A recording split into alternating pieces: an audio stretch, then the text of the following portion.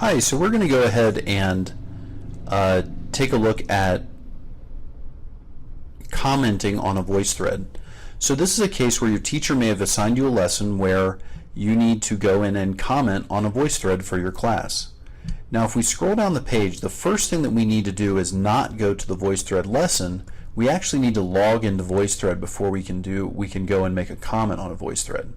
So on the right hand side we scroll down to where we see the VoiceThread block and we click on Go to the VoiceThread. So I'm going to click on Go to the VoiceThread now.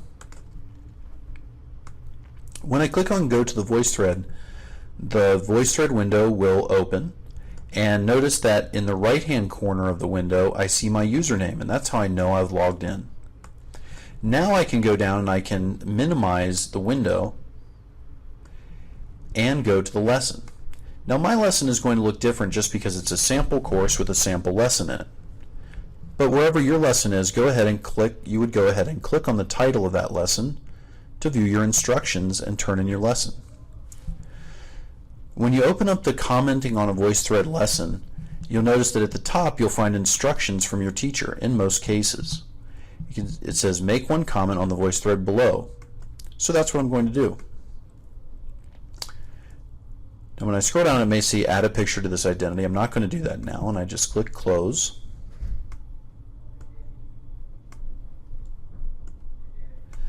Okay, so here's the voice thread, and I'm going to go ahead and play this voice thread, and it's just a page, so I can kind of scroll in and see the page, scroll out. Okay, and if I move the cursor around, notice that if I move the magnifying glass around, it actually moves the page that I'm looking at. I can also go down to the bottom of the voice thread. I can also go down to the bottom of the voice thread and go back a page if I would like. So here's the front page again, and I can click to zoom in, and I can use the magnifying glass to scroll around the page and read the content. Now when I'm ready to, also I can actually go down and look at different pages that are contained in the content. Okay. So after I've actually looked at the voice thread, notice that so all these controls allow me to go around and actually look at the voice thread content. I can click the right arrow to see page after page. I can click the left arrow to move to previous pages. And when I'm ready to make a comment, I go ahead and I click, I go ahead and I click the comment button, and that's right here. Okay, now I have some options. There are quite a few ways to record a comment. I can record one from the speaker on my computer. I can record one I can just type in a comment, or I can take a video of myself making a comment. In this case, I'm just going to type a comment.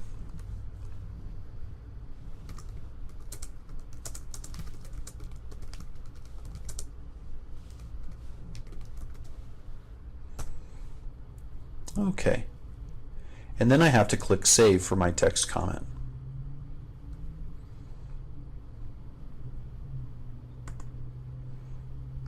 Okay, and notice that the icon for a comment is now on the left hand side, and if I click on it,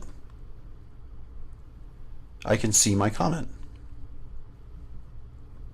I can also delete this comment if I like, or hide it.